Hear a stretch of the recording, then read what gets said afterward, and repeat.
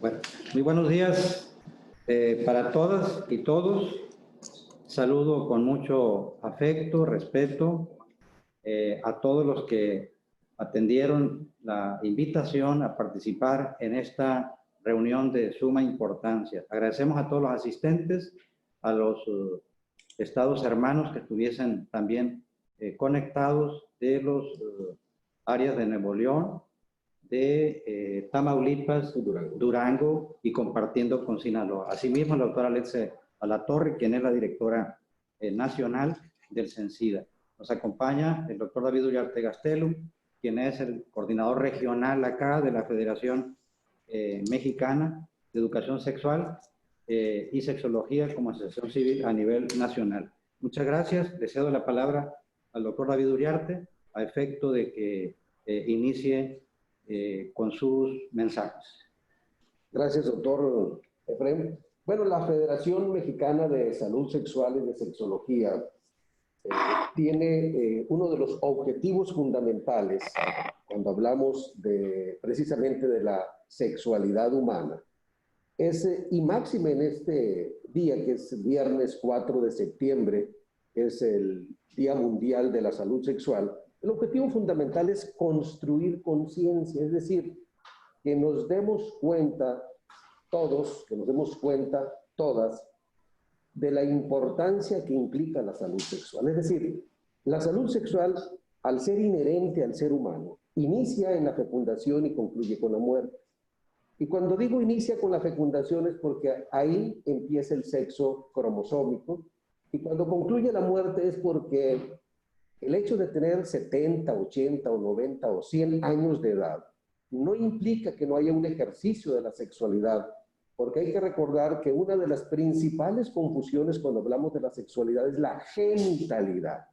Una cosa es la genitalidad, otra cosa es la reproducción, otra cosa es el erotismo, y otra cosa es la capacidad que tenemos como humanos de pensar, de sentir, de fantasear todo aquello inherente, no solamente al placer erótico, sino al placer propio de la vida. En este marco de referencia del Día Mundial de la Salud Sexual, donde nuestra presidenta de la Federación Mexicana de Salud Sexual y Sexología, la doctora Ana María Delgado, pues nos ha instruido de alguna manera para que construyamos vínculos y puentes de comunicación entre principalmente las áreas de la salud. Y quiero agradecer de manera muy especial al ciudadano gobernador de Sinaloa, el señor Quirino Ordaz Coppel, y por supuesto a nuestro amigo, el doctor Efrén Encinas Torres, quien en su calidad de secretario de Salud y de director de los servicios de salud en Sinaloa, no solamente nos ha brindado la oportunidad de convocar a grandes personalidades, porque las grandes personalidades somos todos, es usted y soy yo, pero fundamentalmente este puente de interacción. ¿Se escucha? Casi no. Ahí está. Ya. Hoy habremos de obtener mucha información sobre lo que implica la infección de transmisión sexual y su relación con el placer sexual, que es el lema de este año. Placer sexual en tiempos de COVID. Sin más preámbulo y con el permiso de todos ustedes, le damos paso a la doctora Alatorre. Bienvenida, doctora, a sus órdenes. Hola, muy buenos días a todas y a todos. Muchísimas gracias por la invitación y el honor de poder compartir con ustedes la siguiente hora en términos de unos temas que son extraordinariamente importantes. Agradeciendo la invitación tanto del doctor Uriarte, del doctor Encinas, y bueno, saludándoles, esperemos que el Internet nos ayude en esta nueva era también a través de videoconferencias. Entonces, uno de los puntos fundamentales, tal cual lo comentaba el doctor Uriarte, es que existe esta fecha con este esfuerzo de sensibilizar, promover a la salud sexual, este bienestar y el derecho de las personas a una sexualidad que sea satisfactoria, que sea saludable y sin riesgos. Y busca tener esta conciencia a las personas respecto a los derechos sexuales también para lograr el bienestar. Pero cuando nosotros nos hacemos la pregunta de qué es la salud sexual, tenemos que pensar en bienestar. La salud, recordemos, es este bienestar físico, mental y social. Pero este bienestar en términos de salud sexual también tiene que ver con la parte física, con la parte mental, con la parte social en relación con este tema más amplio que es la sexualidad. Y requiere un enfoque positivo, respetuoso de la sexualidad y de las relaciones sexuales, así como la posibilidad de tener experiencias sexuales que sean placenteras, que sean seguras, libres de toda coacción, discriminación y violencia. Esto es extremadamente importante y tiene tres ejes fundamentales: la salud, los derechos sexuales y el placer. Y todos estos elementos son necesarios para poder al final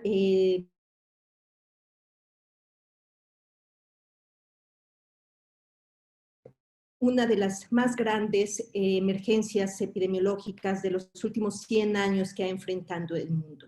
Y esto es la pandemia por SARS-CoV-2, que es la que ocasiona la COVID-19. Y existen medidas de confinamiento, distanciamiento social, aquellas de higiene también recomendadas para control, mismas que han modificado tanto nuestras prácticas de vida cotidiana, incluyendo la parte sexual. Solamente en términos de un pequeño recordatorio al hablar de COVID, no podemos dejar de pensar en cuáles son los principales mecanismos de transmisión de este virus. Y como ustedes bien saben, son tres mecanismos fundamentales. El más importante es a través de las gotas, las cuales son estas pequeñas partículas que tienden a medir más de 5 micras y que se van a generar al hablar, al estornudar, al toser, al estar en contacto cercano con las personas, y no tienden a quedar suspendidas en el medio ambiente. Sin embargo, requieren un contacto estrecho. Esto se produce y es fácil de que una persona se infecte de una a otra cuando este contacto es menor a 2 metros. Y pensando en sexualidad, evidentemente la parte física también tiene un punto aquí importante que más adelante revisaremos. Uno de estos elementos para evitar la transmisión por esta vía, pues resultan las mascarillas quirúrgicas y la sana distancia. Después tenemos los núcleos de gotas, que son estos aerosoles, los cuales se generan normalmente en procedimientos que van a ser estas pequeñas gotículas que miden menos de 5 micras. Y estos sí quedan suspendidos en el medio ambiente hasta por varias horas, y son las que requieren la eliminación a través de el uso de mascarillas N95. Y el último, que también es muy importante, es el contacto directo con el paciente que se encuentra infectado o indirecto con superficies u objetos contaminados con el virus. Y ahorita vamos a ver por qué estos elementos son fundamentales también para hablar en términos de esta nueva sexualidad dentro de la pandemia de COVID. Esta nueva normalidad tenemos, todos conocemos los diferentes grados y los semáforos que retoman actividades productivas, el desplazamiento de las personas, la convivencia social, y estos ejercicios también para oportunidades para el ejercicio de sexualidad que representan un nuevo desafío. Y entonces, ¿cómo se puede retomar esta parte de sexualidad en este contexto? Bueno, evidentemente el derecho al placer y al ejercicio pleno de estos derechos sexuales y reproductivos es prioritario en este marco de la nueva normalidad, sin disminuir las medidas de protección contra COVID-19. Y aquí es donde creemos que es esta parte de los elementos y de los pilares que se tienen que abordar. El ejercer la sexualidad, incluyendo seleccionar a la pareja o parejas sexuales, el elegir los lugares más adecuados, el tomar las precauciones para encuentros seguros, reforzar las medidas preventivas y mantenerse alerta. Estas 5 reglas de oro nos van a permitir también disminuir la posibilidad de tener infecciones asociadas por COVID-19.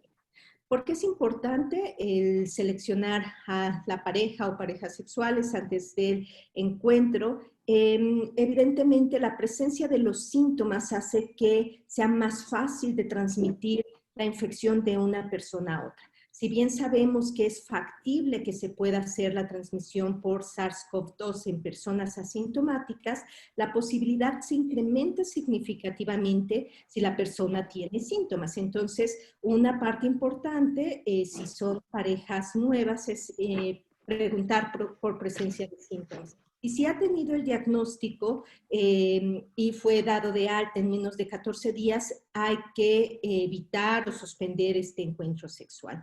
Esto es importante también para la protección de la persona. Recordemos que la mayor probabilidad de transmisión de SARS-CoV-2 se va a dar sobre todo en los primeros 7 o 8 días. Y sabemos entonces que al terminar estos síntomas, pues es el tiempo de distanciamiento que se recomienda. Entonces, este es uno de los elementos importantes. Si no se siente uno bien, si se tiene síntomas, hay que evitar tener relaciones sexuales porque va a haber generalmente un encuentro estrecho y esto es necesario tenerlo en cuenta. Es más probable transmitir la infección cuando la persona tiene síntomas y recordemos que hay otros virus respiratorios que también se transmiten por contacto, por gotas y por vía aérea, como es influenza, como son los metaneumovirus y otra serie de agentes infecciosos. Hay, sobre todo al inicio, hay que recordar que la gran mayoría va a tener síntomas leves, es decir, incluso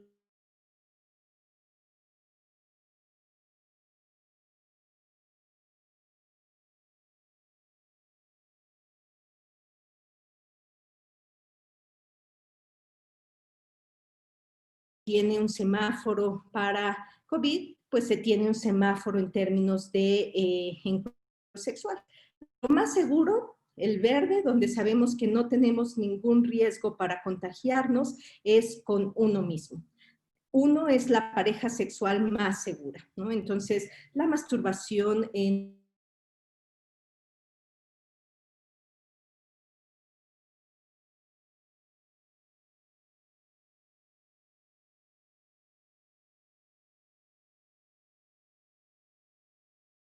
recordemos que también se transmite por contacto, entonces hay que tener cuidado, hay que hacer higiene, lavado de manos, el uso y la limpieza, desinfección en caso de que se utilice cualquier tipo de juguete o algo adicional en esta práctica. De bajo riesgo son con las personas con las que uno convive.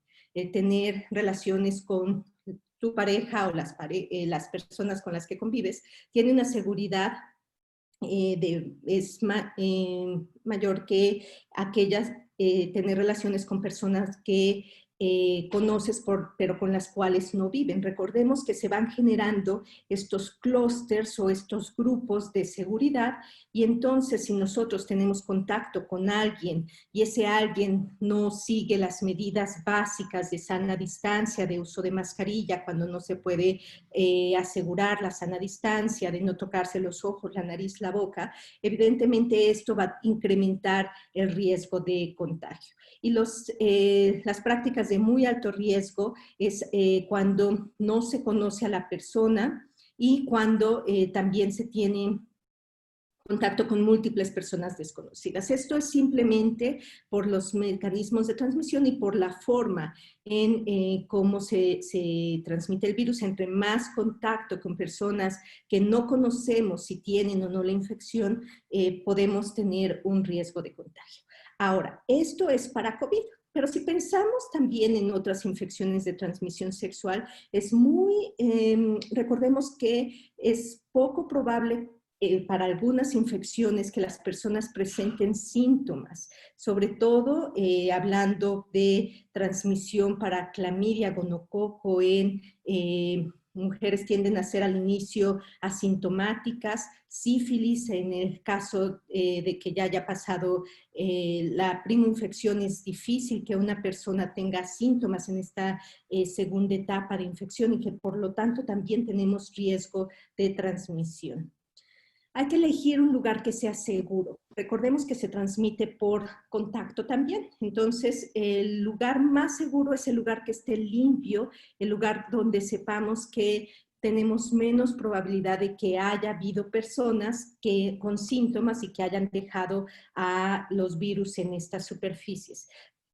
Preferir lugares que se conozcan, que tengan la seguridad de limpieza y desinfección. Y aquí, ojo, la limpieza y la desinfección es básico, no se requiere tener ni túneles sanitizantes, ni echar aerosoles, nada extraordinario. Con esto es más que suficiente una limpieza, el que sepan que se tiene la parte de no haber tenido otras personas en ese ambiente, lugares amplios y bien ventilados. Los virus al final tienden a permanecer menos tiempo en el ambiente si se tiene una adecuada ventilación, si se abren las ventanas, si se tiene una iluminación adecuada, tienden a tener menos tiempo de exposición a estos virus. Entonces hay que evitar acudir a lugares de encuentro, pero si se decide hacer, hay que tener toda una serie de cuidados, buena ventilación, cabinas o barreras físicas que reduzca el contacto entre los asistentes.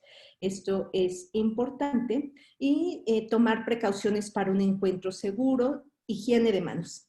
La higiene de manos es fundamental también durante estas prácticas sexuales, ya sea con agua y jabón, mejor, porque también disminuye la transmisión de otros virus, o alcohol gel. Hay que ver y negociar el uso de cubrebocas, máscaras, mascarillas durante el acto sexual, y tiene que cubrir boca y nariz si no tenemos conocimiento y no vivimos, o es una pareja que no es continua, utilizar anteojos de ser posible, prácticas o posiciones en las que no estén directamente cara a cara, y utilizar métodos de barrera. Y estos métodos de barrera también nos van a ayudar a prevenir la transmisión de otras infecciones, que es importante. Si no conocen a su pareja, eviten besos en la boca o escupir, no tocar la cara ni introducir dedos durante los contactos sexuales, y evitar utilizar saliva como lubricante y utilizar lubricantes a base de agua. Y al terminar, pues higiene nuevamente, lavar con agua y jabón las partes del cuerpo que hayan estado en contacto con saliva de la pareja, lavar las manos, lavar y desinfectar las superficies, y en el caso de juguetes también hacer una limpieza adecuada. Reforzar las medidas preventivas. Y esto es importante. La infección por VIH no controlada puede incrementar el riesgo de complicación por SARS-CoV-2, por lo que el conocer el estatus e iniciar el tratamiento es prioritario.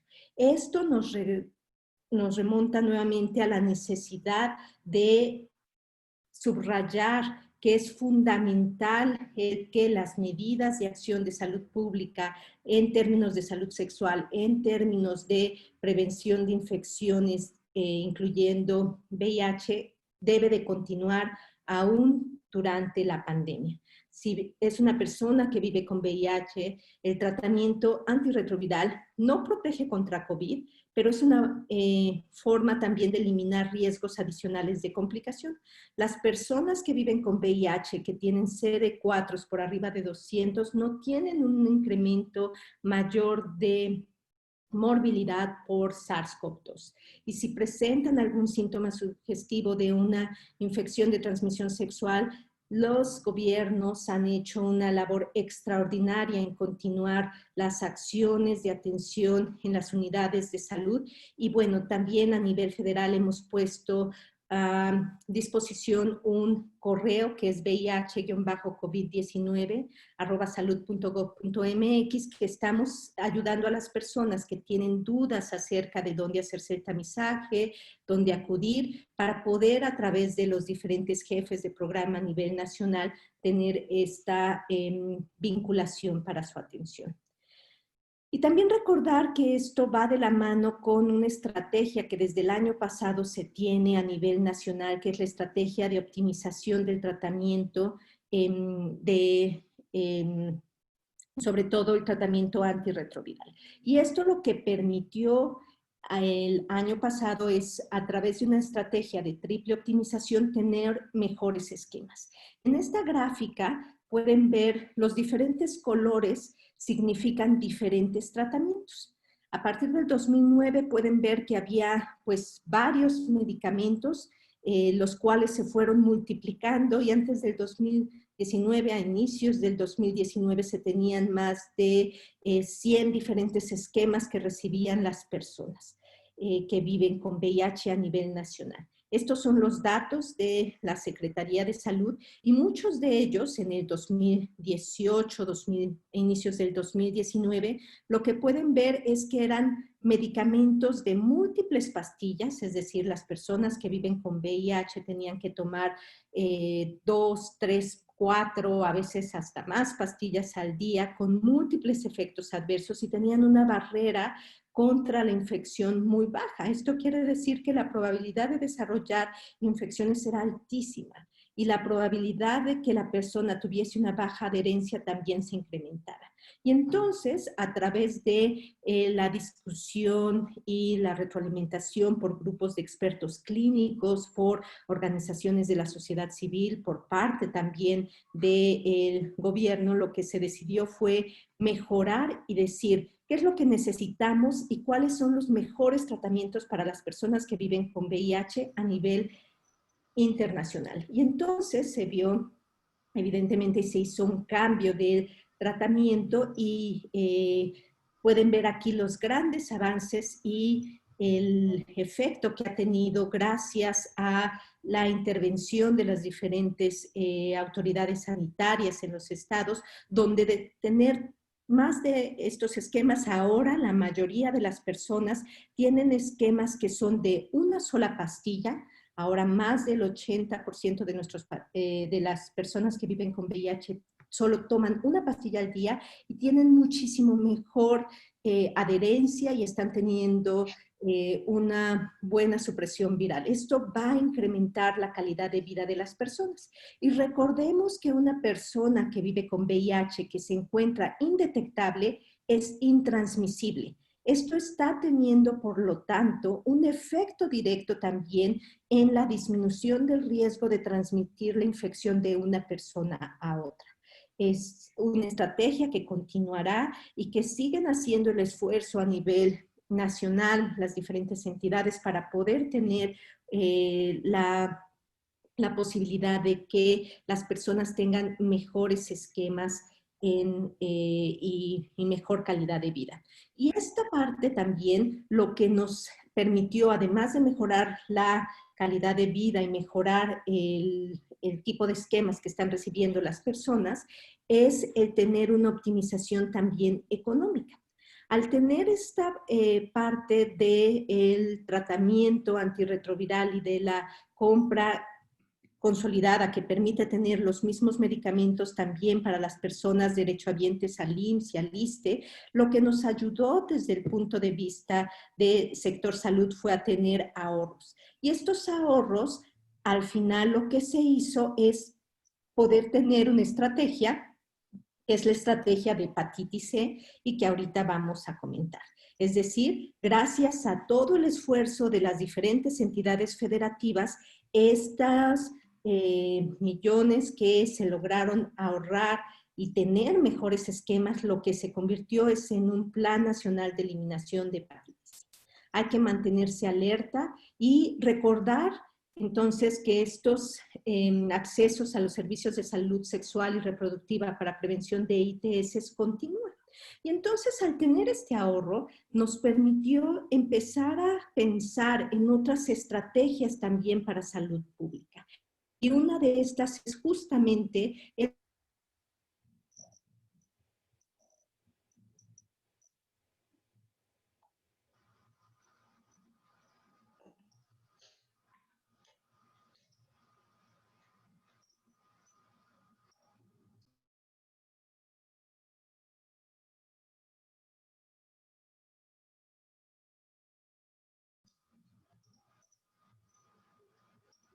afectadas. de las cuales 65% tienen infección crónica, 25% sabe que tiene la enfermedad, pero fíjense, solo 1% recibía tratamiento. ¿Por qué pasaba esto? Porque eran tratamientos poco efectivos y muy costosos, donde era muy difícil que las personas, que los gobiernos al final pudiesen tener un acceso universal. Esto es importante porque al final cuando nosotros pensábamos, y México tiene como parte de la Organización Mundial de la Salud, firmó un acuerdo en términos de lucha contra las hepatitis.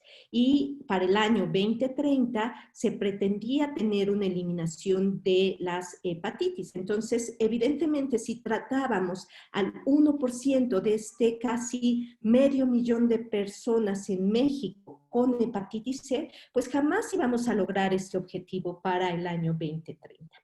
¿Por qué es importante la hepatitis C? La hepatitis C, cuando uno se expone al virus, es un virus que no es envuelto. Quiere decir que es un virus muy resistente. Y es un virus que puede quedar inclusive cuando se seca la sangre por varias horas, días. Y es fácil de transmitir y de generar inclusive brotes. Cuando uno se expone al virus, solo el 15 al 25% de las personas van a lograr aclarar el virus. Quiere decir que solo el 15 al 25% de las personas se curan solitas.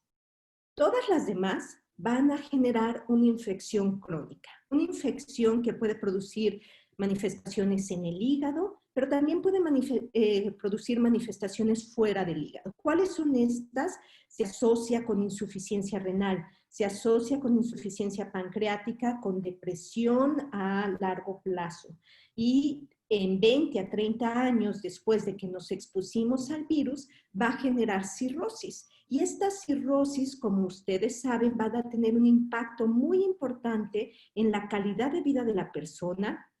No se va a poder curar la persona una vez que tiene cirrosis descompensada y tiene una alta mortalidad, va a estar acudiendo a los centros de atención a la salud por ascitis o por alteraciones tipo encefalopatía, pero también si no se genera cirrosis se puede generar hepatocarcinoma. Recordemos que la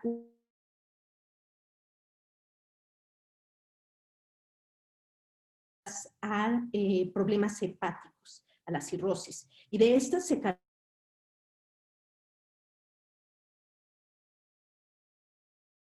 hablando de una infección que se asocia a la cuarta causa de muerte en nuestro país. ¿Cuáles son nuestros grupos de riesgo? Número 1, las personas que usan drogas,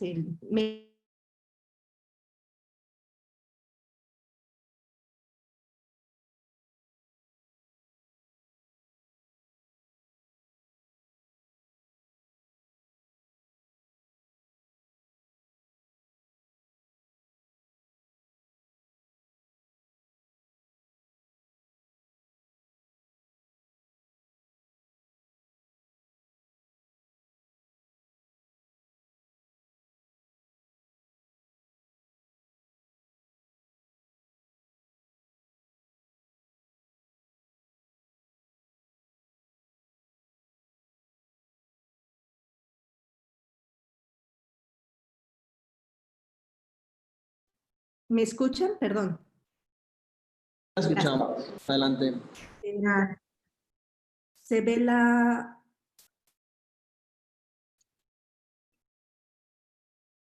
Voy a apagar el video para ver si mejora la conexión. ¿Se ven las diapositivas? Sí, adelante. Perfecto.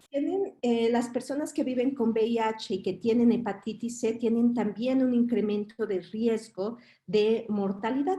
Las personas que se hacen tatuajes, y a veces pensamos en tatuajes y olvidamos que existen también otros tatuajes estéticos que llegan a hacerse en clínicas y demás, que es un incremento de riesgo, o mesoterapia, que es frecuente también en algunos lugares, sobre todo en en estas clínicas no regularizadas, es importante tenerlos, las personas que están en hemodiálisis, personas que hayan recibido transfusión, todos los trabajadores de la salud, sobre todo después de accidentes con punzocortantes, tenemos un riesgo, los dentistas, las personas en laboratorios, todos aquellos, enfermeras, enfermeros, tenemos este riesgo y se transmite también por vía vertical. Es una de las 4 enfermedades que se transmiten por vía vertical que está en el objetivo de su eliminación, incluyendo VIH,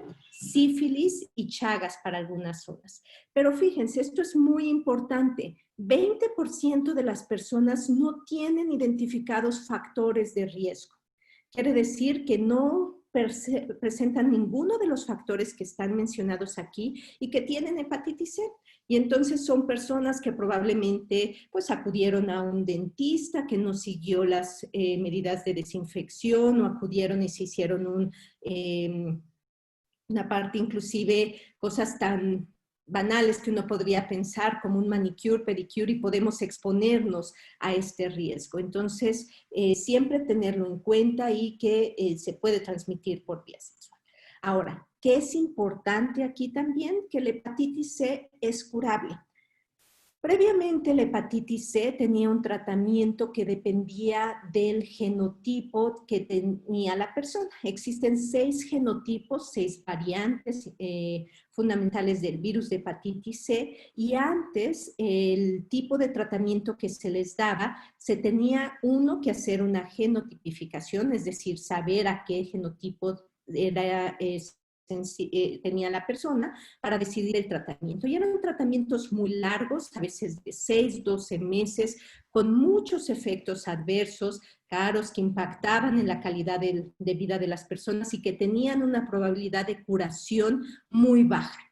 Ahora tenemos estos tratamientos que se conocen como pangenotípicos, panfibróticos. Y eso quiere decir que no importa el grado de fibrosis, no importa el genotipo que se tiene, las personas en más del 95% se curan. Se curan con tratamientos muy cortos, 12 semanas, 8 semanas, con tratamientos de una pastilla al día. Y con esto tienen muy pocos efectos colaterales o casi nulos. Las personas tienen pocas interacciones farmacológicas y por lo tanto cambia y es un brinco importante en el paradigma del tratamiento de hepatitis C porque en lugar de requerir un tratamiento en una unidad especializada donde se les tenía que hacer las tomografías, se les tenía que hacer genotipos y solo en menos de 20 unidades a nivel nacional se permitía este tipo de tratamientos con muchísimos candados. Ahora es un tratamiento que se puede ofrecer desde la visión del primer nivel de atención, desde una visión de centro de salud. Es más fácil tratar y curar a las personas con hepatitis C que tratar diabetes, hipertensión u otras. Esto quiere decir que forzosamente tenemos que brindar a nuestra población la oportunidad de mejorar y de tratar a nuestras personas. Es tan importante este programa que si ustedes se fijan en este mapa pueden ver que en el continente americano no existe otro país, ni Canadá ni Estados Unidos, que estén brindando tratamiento universal para hepatitis C. México es el país que tiene la oportunidad de brindar un avance significativo para la eliminación de este problema tan importante de salud pública y tener resultados en poco tiempo. Si nos comparamos, es un elemento fundamental. Hay muy pocas infecciones que se pueden eliminar y el pensar es la primera infección crónica que estamos hablando de la posibilidad de eliminar y por lo tanto de tener un impacto en la salud de nuestras poblaciones y avanzar en este objetivo mundial para el año 2030. ¿Por qué es tan importante este programa? Porque no solamente, es decir, tenemos el tratamiento ahora, pero viene con el eliminar todas las barreras que se tenían previamente. El cambiar esta visión de una atención de tercer nivel, donde llegan menos del 1% de las personas, hacia una visión donde queremos que inclusive en cada uno de las unidades, centros de salud estratégicos que definan las entidades federativas se pueda tener acceso, a ayudar a mejorar el acceso a la salud de todas las personas. Dentro de estos tenemos diferentes pilares. El número 1 es educación en salud. Estos foros son extraordinariamente importantes para tener este punto inicial de alfabetizar en salud. Se tiene una plataforma en línea donde todas las personas pueden tener la posibilidad de tener información y inclusive un certificado de que han sido capacitadas al respecto. La persona siempre debe de estar en el centro de nuestras acciones. Y después vienen actores fundamentales que son promotoras, promotores de salud, que nos van a permitir tener esta visión de atención primaria a la salud, donde se den mensajes positivos de salud sexual. Estos promotoras, promotores van encaminados a no solamente hepatitis C, sino el que se den estos mensajes de salud pública, incluyendo el pilar fundamental de salud sexual. Aquellas personas que tienen factores de riesgo, hay que hacer la prueba rápida. Y la prueba rápida es una prueba como una prueba de embarazo. A los 10-15 minutos se tiene el resultado, un pinchazo en el dedo, se tiene el resultado inmediatamente.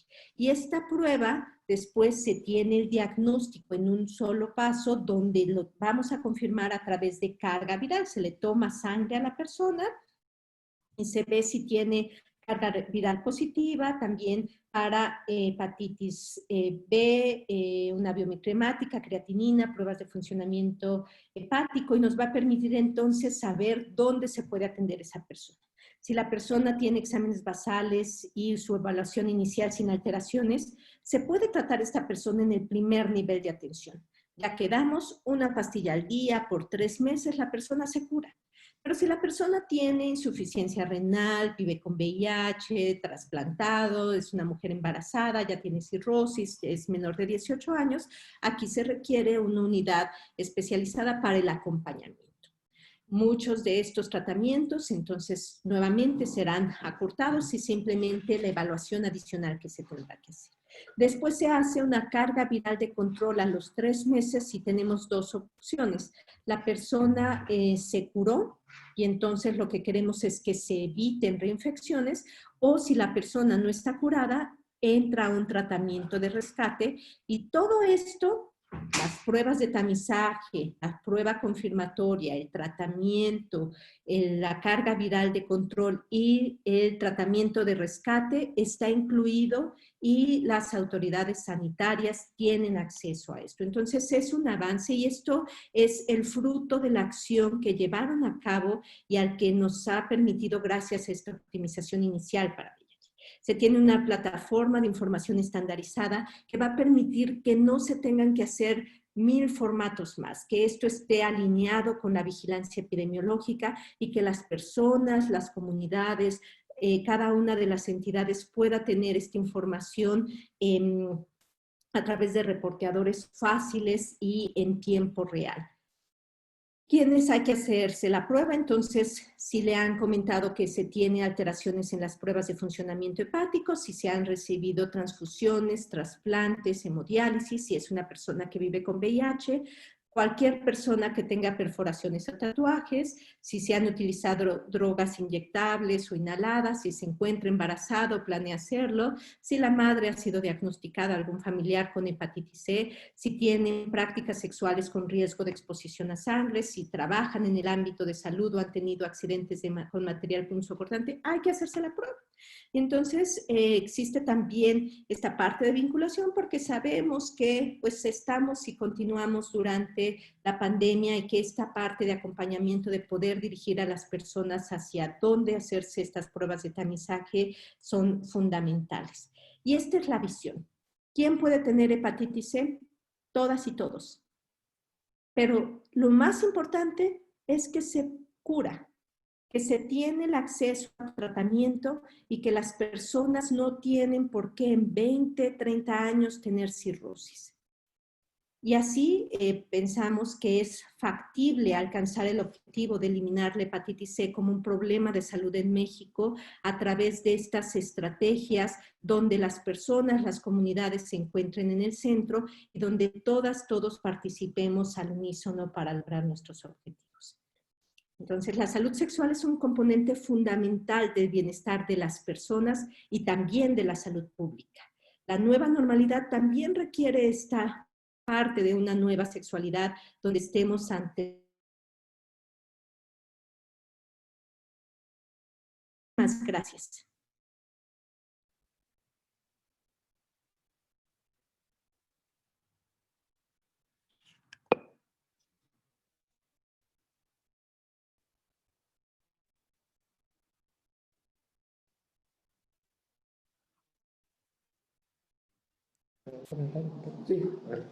Sí. Bueno, queremos agradecerle de la Federación Mexicana de Salud Sexual y Sexología, de parte de Ana María Delgado, que es nuestra presidenta. Queremos agradecerle a la doctora de la Torre, no solamente la exposición, sino se ve que dos cosas son importantes en esta exposición. La primera es que tiene un conocimiento vasto, pero fundamentalmente científico de infecciones de transmisión sexual. Y por otro lado, cómo asocia, que me parece extraordinario, el lema de este Día Mundial de la Salud Sexual, que es el placer en los tiempos del COVID-19. Es importantísimo, queremos entonces nuevamente darle las gracias a la doctora de la Torre, de parte de la Federación Mexicana de Salud Sexual y Sexología, AC, y también nuevamente repetir lo que dije al principio. Gracias, doctor Efrén Encinas, por su colaboración, por su apoyo. Gracias a la Facultad de Psicología, que también está con nosotros.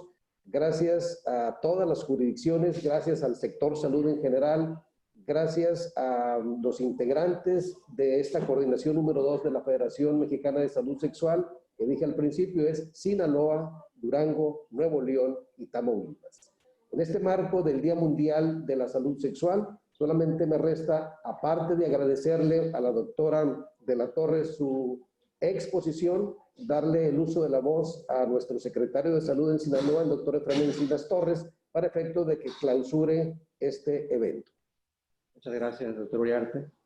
De nueva cuenta, es un honor volver a saludar y reitero el agradecimiento a todos ustedes que están conectados, más de 80 personas de la Secretaría de Salud, del sector salud, Salud Federal, representado por la doctora Alexia de la Torre, que después de esta extraordinaria ponencia nos abre un panorama sumamente importante en materia de la prevención y tratamiento, porque como vimos ya es curar a un paciente con hepatitis C, una enfermedad catastrófica por los costos, desde luego, pero sobre todo el impacto también de los costes sociales que implica un paciente que tenga una hepatitis y las implicaciones químicas, bioquímicas, clínicas, etcétera, etcétera. Agradezco a todos los estados hermanos de la República y todo el gremio de salud, a la Federación Mexicana de Salud Sexual y Sexología, la doctora Ana María Delgado, muchísimas gracias por confiar en esta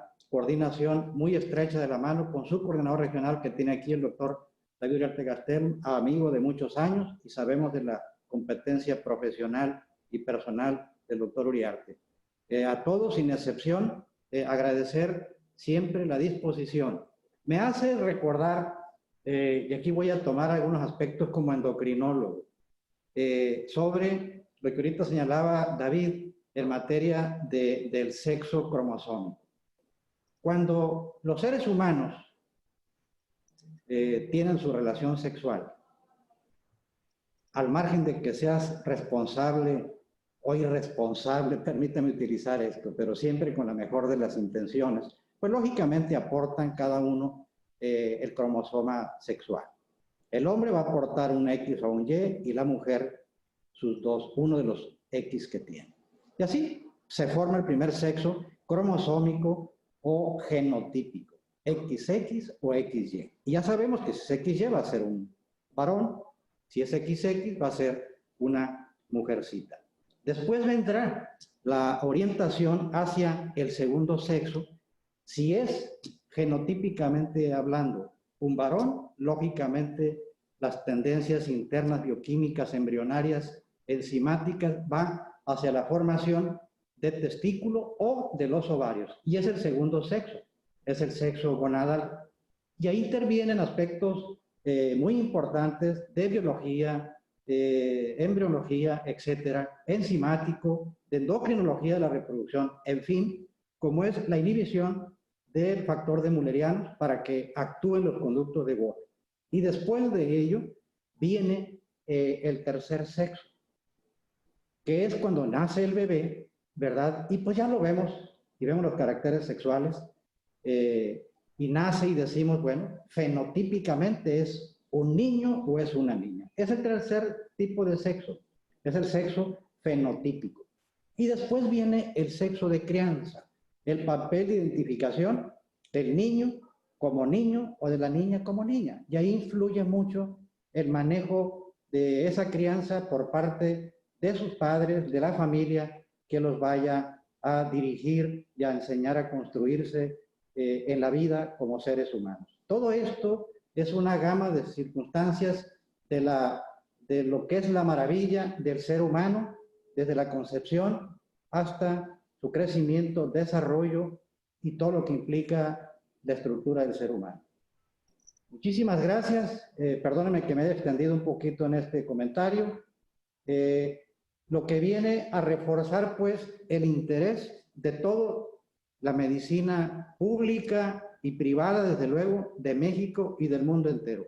Con este programa que la doctora Alexia Latorre señalaba, prácticamente pone a la vanguardia a México como uno de los países dirigidos a curar la hepatitis C. Muchísimas gracias a todos, muy amables por atender esta convocatoria, y sin más, pues el día de hoy, siendo ya las 9:50 minutos de este día 4 de septiembre del 2020, agradeciendo a todos ustedes, declaramos formalmente clausurada esta reunión, este evento del Día Mundial de Salud Sexual. Muchísimas gracias, lo mejor para este viernes y fin de semana. Cuídense mucho, estamos en tiempos de pandemia. Saldremos adelante todos unidos. Un abrazo a la distancia, fraternal por todos. Hasta luego. Un saludo para todos los médicos.